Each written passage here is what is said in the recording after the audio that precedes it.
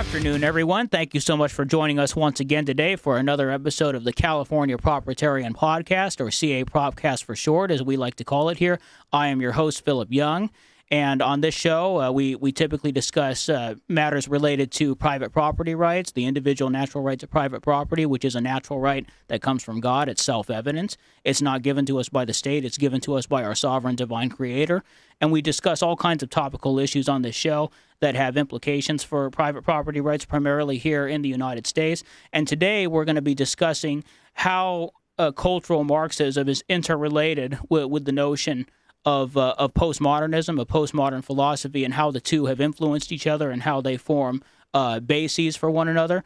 And to discuss that topic, I brought on my very good friend from my days at Seaver College at Pepperdine, Gabriel Claypool. He was a philosophy major. He was also president of the Philosophy Veritas Club on campus, which I attended many, many times.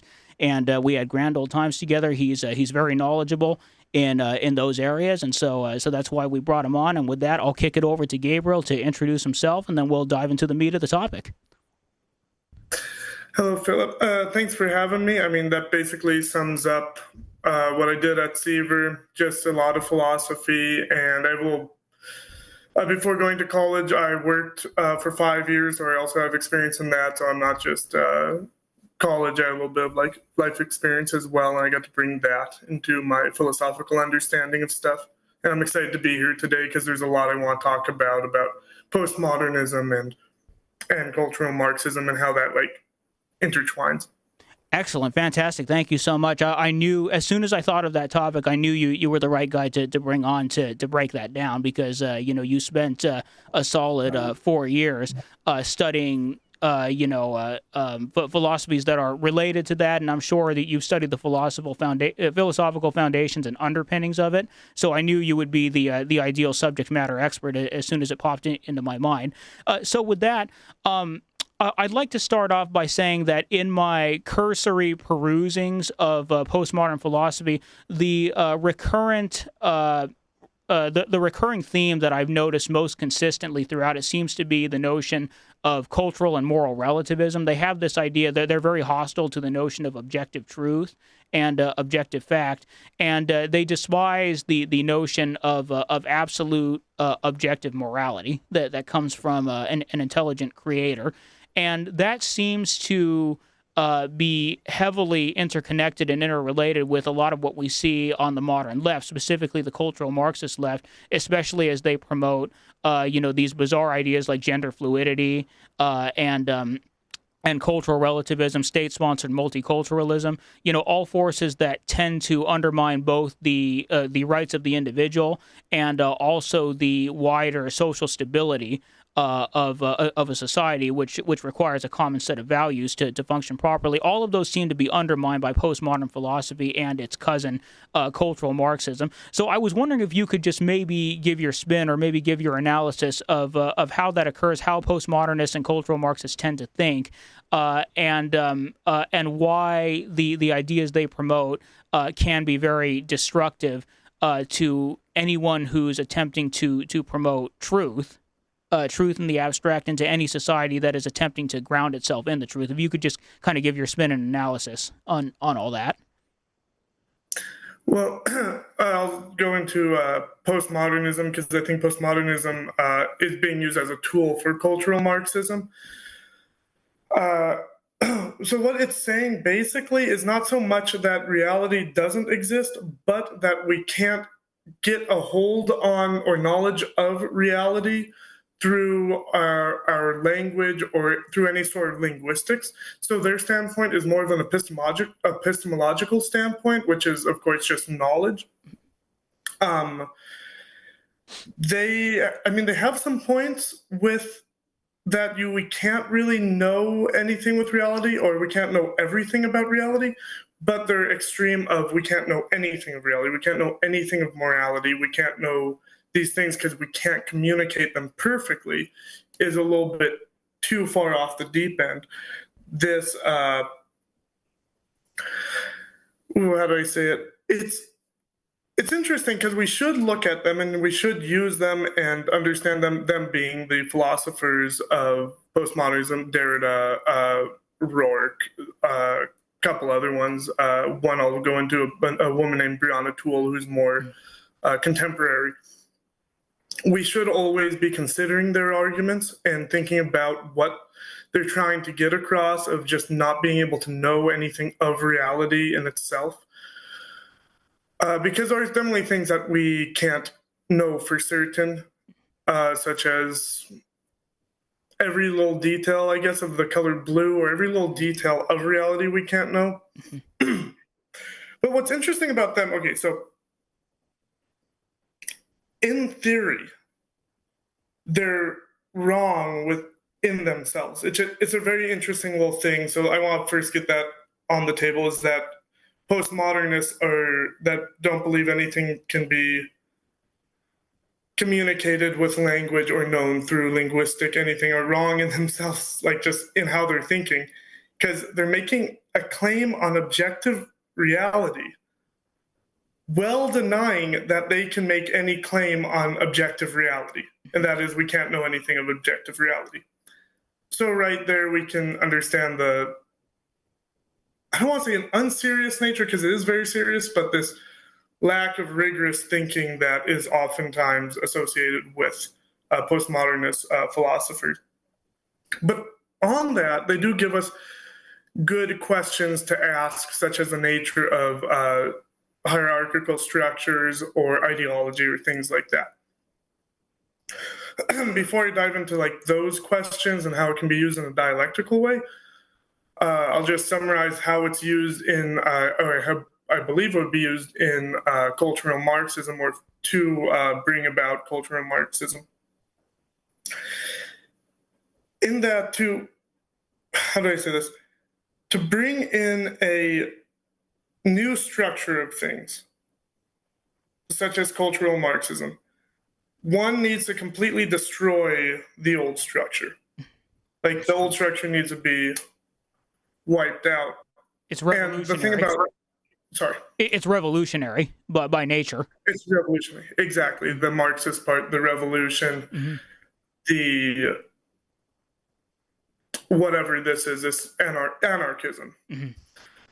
So first we need to destroy what was giving the supporting beams for the previous hierarchy or the previous structure. And they've noticed that in modernism, the structure, the beams of the structure, the basis of it all is logic, is this attempt to get the truth, this understanding, oh, well, we can't get the truth through these logical analyses, if-then statements, things that can't be wrong. So it's very hard to break that down to then implement a new structure such as Marxism or cultural Marxism or anything else really. So this is how postmodernism is used, in that, well, you can't say anything of objective reality. We can't know anything of objective reality. We can't know anything of morals because we can't know anything of objective reality. So we can't know anything of morality.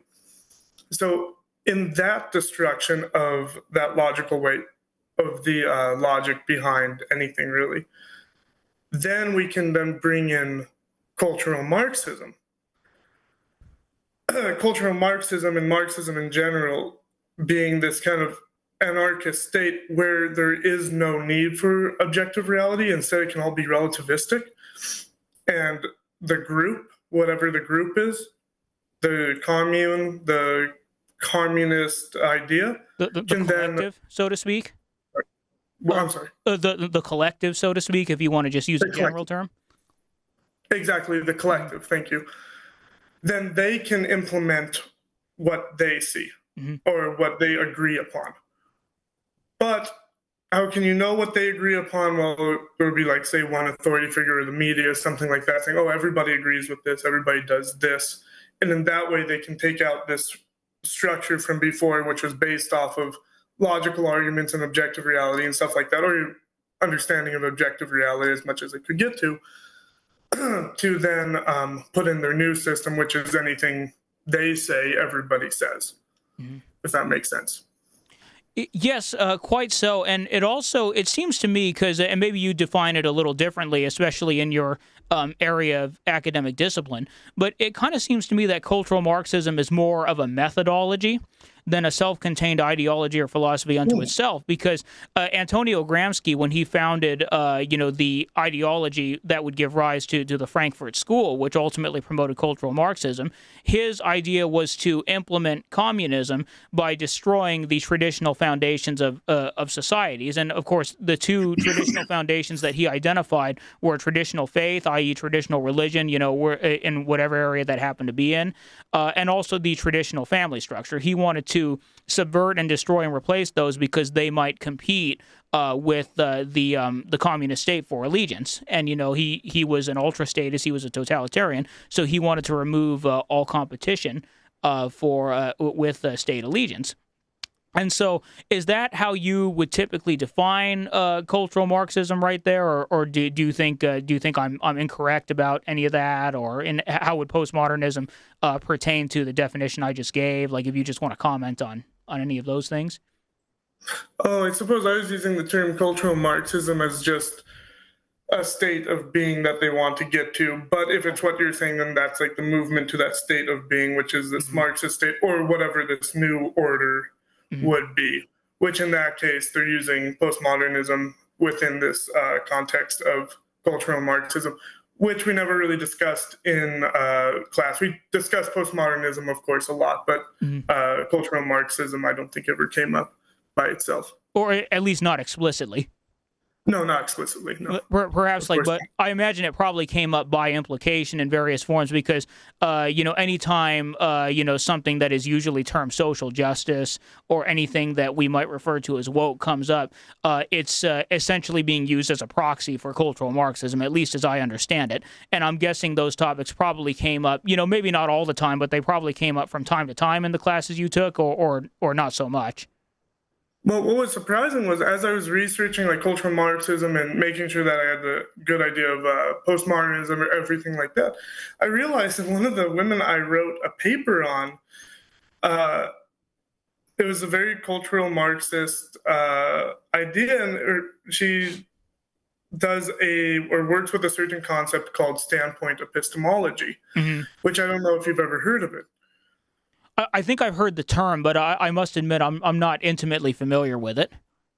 Yeah, so I didn't know it was like the same idea of what we're talking about now until I was just reading. I was like, wow, that sounds very familiar. Standpoint epistemology is the theory that certain people have access to epistemological standpoints or advantageous epistemological standpoints based on their minority group. And they're advantageous in that they're able to access both the majority group epistemological standpoint, which is what they can know. I should define that term. Epistemological standpoint is what a person can know. So they can know what it's like to be both someone of the majority group and someone of their minority group, while somebody of the majority group can never know what it is to be of that minority group. It was an interesting paper I read. And at first I thought, oh yeah, this kind of makes sense. And it's tempting to say, yeah, this is right. But she would do odd things like say, well, you literally can't know what somebody of this minority group does or what they experience unless you listen to what they say. But it's weird because she said it's advantageous, so you can't know, but then you can listen to what they say, which makes it not an advantageous point. It's like, okay, I do have access to that if I'm part of the majority group. I do have access to that. But she was saying there's a lot of like relativism there and very undercover. I don't think she even ever uses the term relativism. But this standpoint is a relativistic standpoint, and there's no one set thing, and you have to just listen to the authority of the person in that standpoint. Well, I think the thing that strikes me most about what you just mentioned, this this philosopher and this paper that you were reading is how familiar it sounds, because we're told via diversity, equity, and inclusion initiatives all the time that we always have to listen to the supposed lived experiences of members of historically oppressed minority groups, be those groups defined by gender or by race or by ethnicity or by religion or immigration civilization status or what have you.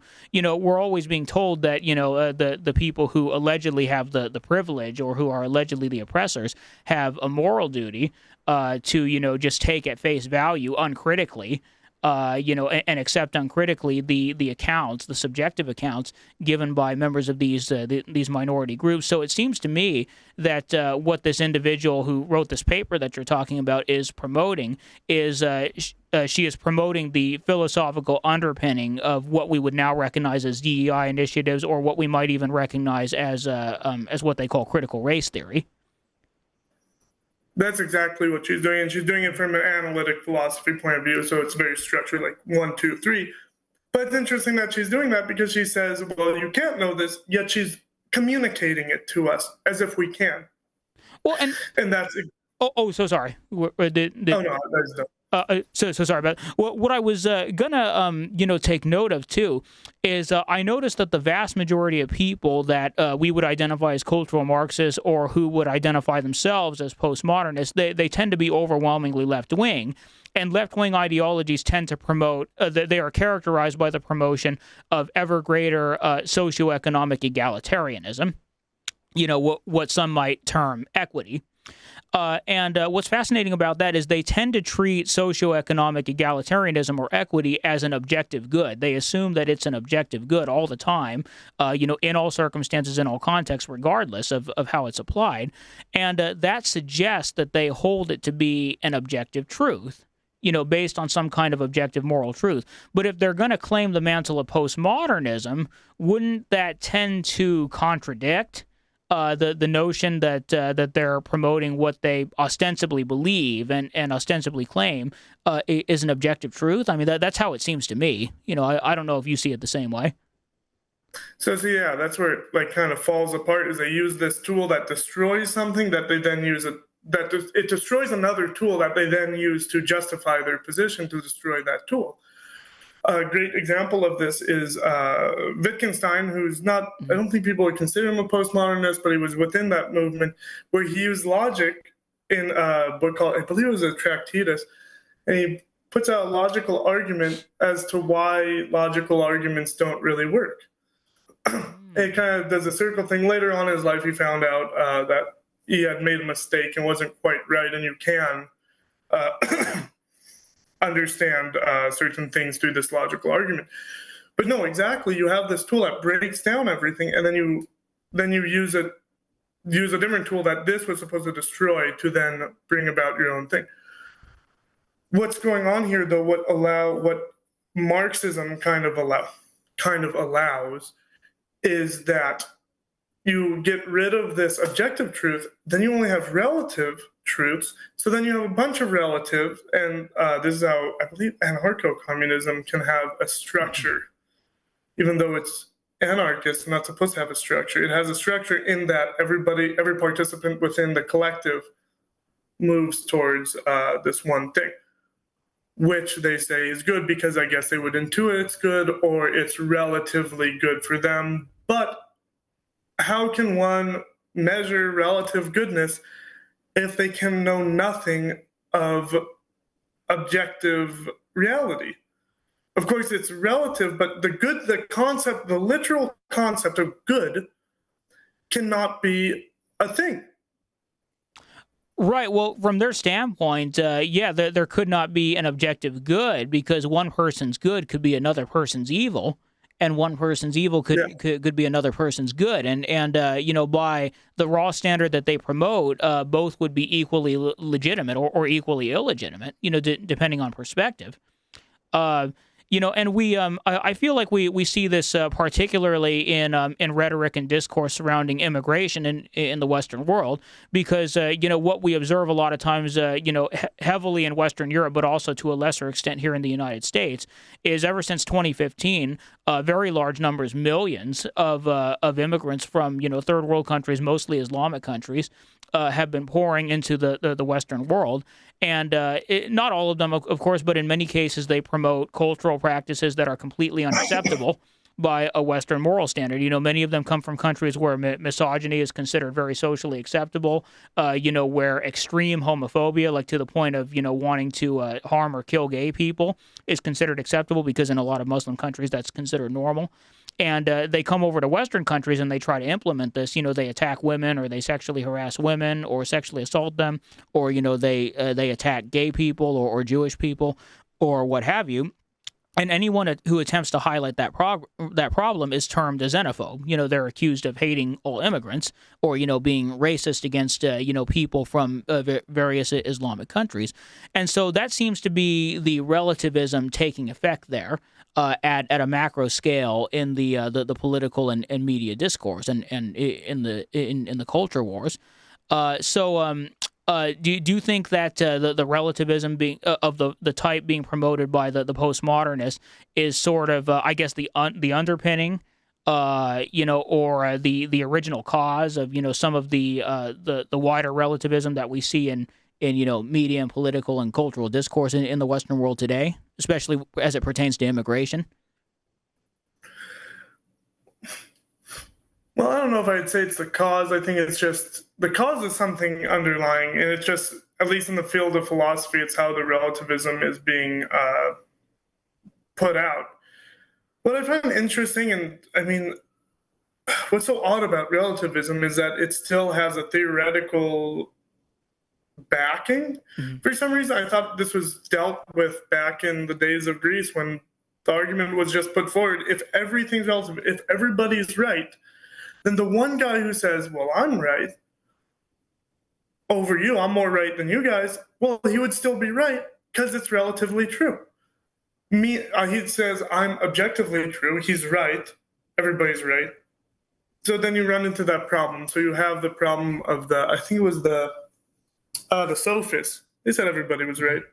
But anybody who said, I'm right, Mm-hmm. and you're wrong, is also right. So that means he must be right over everybody else. So this, I don't know if the theory is caused. I don't think it could because it's such a weak theory. Mm-hmm. But I think it's just how this cultural Marxism is showing itself in the philosophical field. Do you think perhaps that the modern philosophy or ideology of gender fluidity that we see, where people, are constantly being told that they can change their gender or change their sex at will, almost with the snap of a finger, and all of society is bound by an obligation to immediately accept and recognize that? And do you think some of the indoctrination of children, including elementary school children, with this notion of gender fluidity and transgender ideology, do you think that whole movement today owes its roots to the work of the postmodernists, maybe like a couple of generations ago? Oh yeah, definitely the post-structuralist at least, because it's just breaking down the structures and allows for things like the gender fluidity and whatnot. Which, okay, I find very interesting, that whole term and the idea of gender and like, oh, I'm a guy or I'm a woman or things like that. And I find interesting how they've broken down, or they claim to have broken down, these concepts, yet they're so spellbound by them that they're like, okay, one day I'm a guy, okay, one day I'm a girl. Why can't you just be you and how you are in yourself and have that mixture in there? Why do you have to be teaching kids like, oh, you can be a guy or a girl, whatever? Right. Like that, just let them be personally themselves and see what is going on with them. And forget, if you're going to go that route, forget about these things that seem to be structured, that they have an odd obsession with, yet they claim to have destroyed using the postmodernists.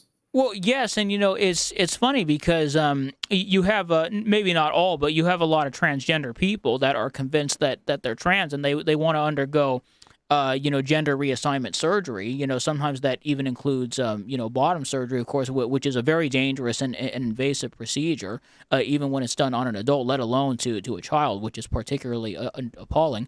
But if they're saying that gender is entirely a social construct and that it has no biological component whatsoever, what would be the point of having a physical biological alteration or surgery done to reflect one's perception of their own gender? That doesn't make any sense if it's not biologically rooted. Exactly. This is where postmodernism, this is where this post-structuralism, postmodernism, all of this stuff falls apart, is within this more constrained theory. They bring up good questions. Toole brings up a good question with her standpoint epistemology of, hey, how much should we value in individuals or a person of the minority group's opinion? How much do they know compared to somebody of the majority group? Or with Derrida or the more extreme, just you can't know anything of reality, they get the question. They bring up the question basically. Well, what are the things we can know of reality? Is it true that we can't know anything? Well, obviously we can know something, or else we couldn't say that. But what are these things? But then, like you said, what? And then that one is like, what is the nature of gender? What is the nature of somebody's interaction with gender? Because people tend to be feminine and masculine in certain ways. Is there like an actual gender concept behind these things, or is it all socially constructed? The questions are there, and the questions are a good thing to discuss in like a Platonic way. You have this discourse, but they always fall apart in what you just said, that theory of, I don't remember exactly what you just said, but just like the like what, if there's biological, if biology doesn't mean anything, why do you need a biological change in your body to express yourself? Right. Or to be more you, if it doesn't actually mean anything? Especially when that surgery or that intervention or whatever medication the person is being put on are particularly damaging and can have irreparable health consequences as well.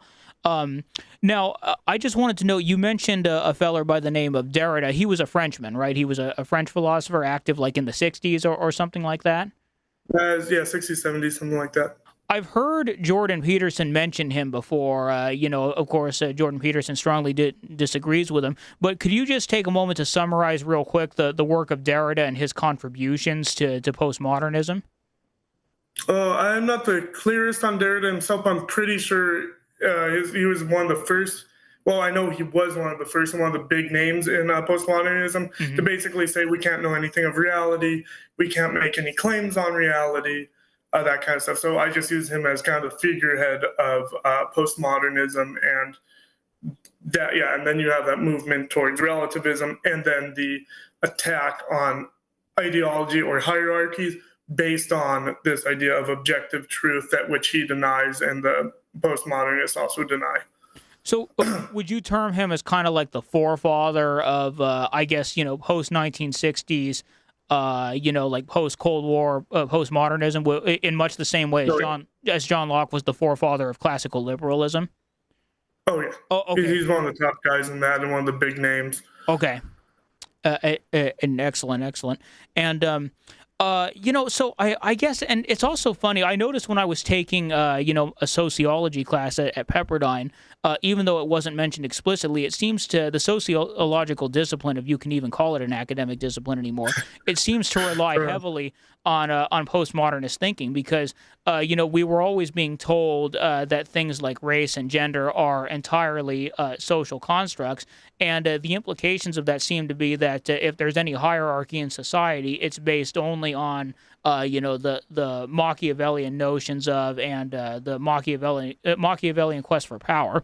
And so, is it your opinion, based on those observations, which I'm sure you've made similar observations too? Is it your opinion that postmodernists are heavily motivated by the quest for power or the will to power? Oh, the will to power. That's an interesting one. But that quest for power, I know a guy that's a little bit later, Leo Strauss. Interesting figure. Again, believe that you could know nothing, but also believe that Plato had this postmodernist idea. He believed that Plato, in his works, in how confusing they are and odd they are, he was trying to get at the fact that there is no way to really interpret reality in a accurate sense. And he believed that there's this power dynamic that's at play, and that everything's moving towards, you're just trying to get power for yourself. which is interesting that you even mentioned that you noticed that in your sociology class and the Machiavellian. And yeah, I guess the will to power being, well, if everything's relative, then you interpret what in yourself is that, what your own will is, and that's the truth. And then you pursue that. And if you mean by power, getting that, then yeah, this would necessitate that. Or I guess a lot of people would do that since everything's relative and relativity is the only truth, if you can call it a truth, then that movement towards power is the thing that's going on. It seems kind of dangerous to concentrate Machiavellian power in the hands of a group of people who've convinced themselves that the only thing that matters is their subjective desires and their subjective perceptions, and that all hierarchies, if they're going to exist, should be based only on that. That seems that seems like a pathway toward mass death and mass misery and totalitarianism, if you ask me.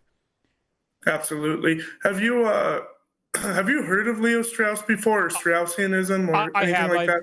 I've heard the name. I'm not nearly as intimately familiar with his work as you are, I'm sure, but I've certainly heard his name. Yeah, Straussianism, or being a Straussian, it's an interesting.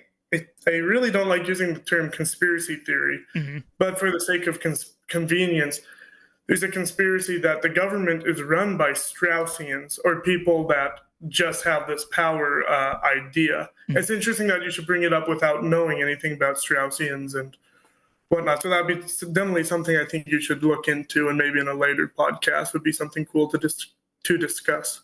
I'd love to do that, and it brings to mind something I remember hearing. I think it was a couple years ago now. The president of Syria, Bashar al-Assad, he was giving a speech, I think, before the Syrian parliament, and he said the West has no morals and no principles whatsoever. They have only their material interests.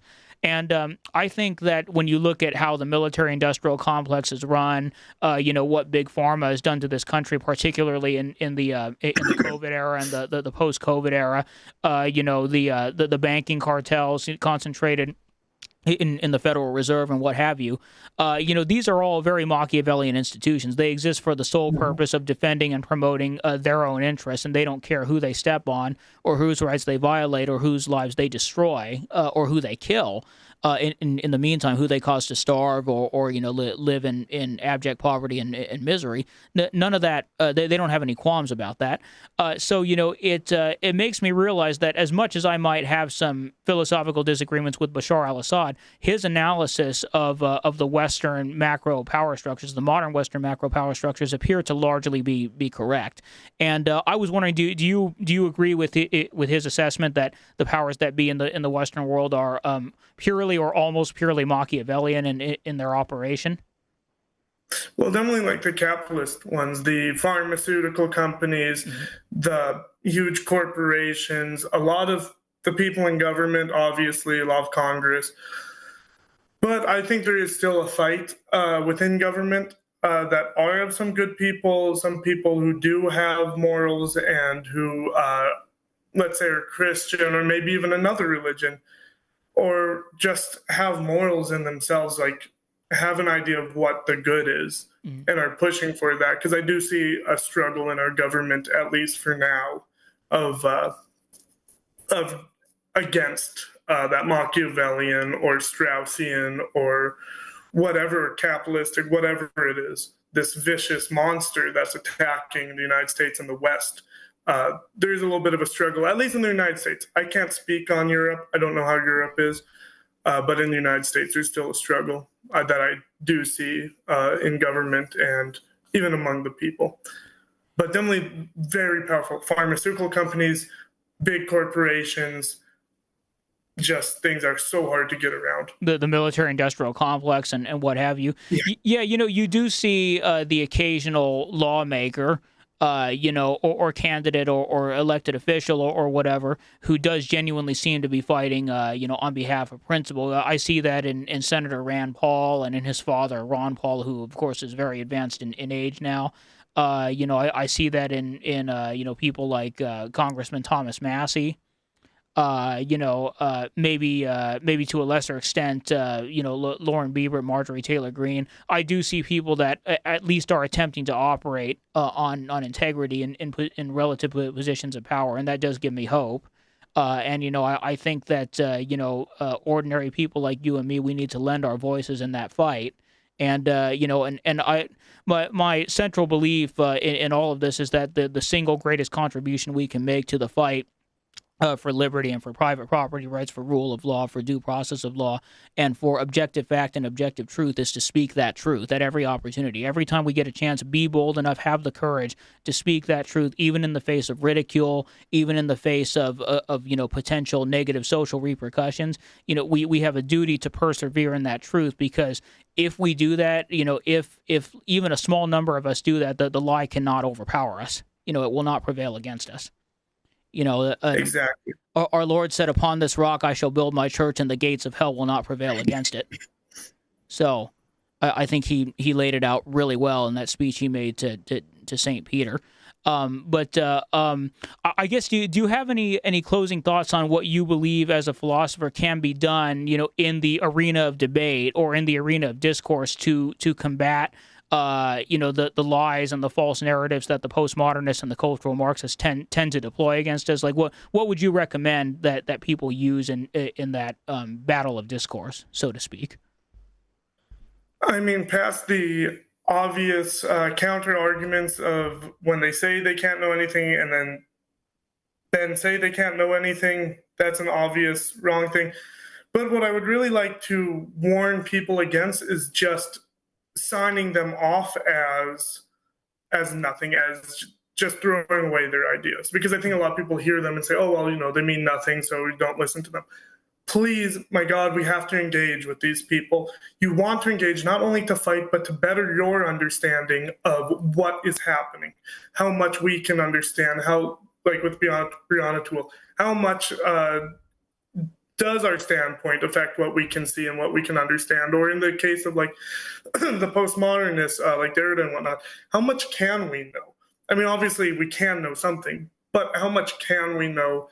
And then even down to like, hey, what are the structure, like the hierarchical structures that we believe with, which a lot of it's like the breakdown of ideology. So what ideologies are we holding on to that aren't true and that are harmful for us, and what ideologies are good? So even if they don't engage with us as philosophers or as people who want to know the truth or as just good people, whatever, because they say they can't know anything or you can't know anything, please, my God, just deal with the ideas and think about the ideas, because it can always bring us closer to the truth if the truth is out there.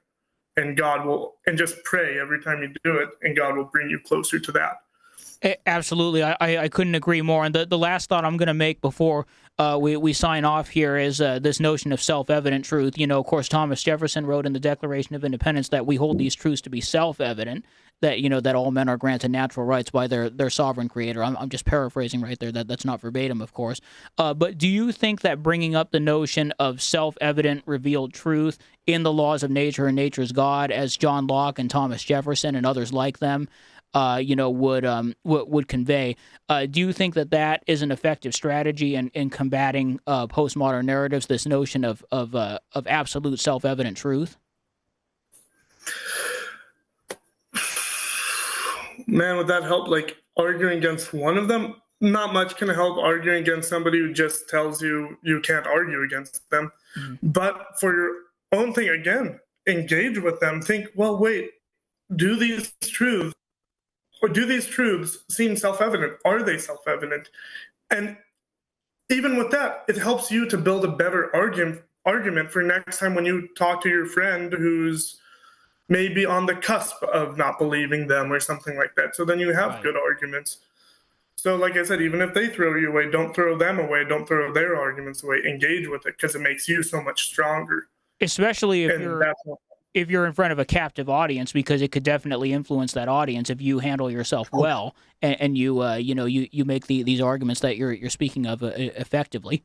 So Absolutely. especially in an academic setting like a university campus. I think it's especially crucial because those are battlegrounds, as you and I both know from Okay.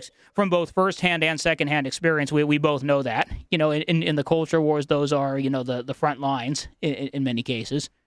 Or they're Oh certainly yeah. amongst the front lines. But Gabriel, I want to thank you so much for coming on today. You've made incredibly enriching contributions to this discourse that we try to promote here at CA Propcast. You're a really brilliant guy. Your expertise fit perfectly into this area of discourse, much like a key into a lock. And sometime like maybe a few months from now, we look forward to certainly having you on again. And Godspeed and best of luck in all of your endeavors. I'll talk to you again very soon. And with that, everyone, I'd just like to sign off of CA Propcast right here. Thank you so much for joining us. And we will be back next week with another dynamic new episode. And Gabriel, thank you so much once again. And God bless you. Sic Semper Tyrannis. Thank you, Philip. This was phenomenal. God bless. Absolutely. Thank you so much. You have a good one there. Stay tuned.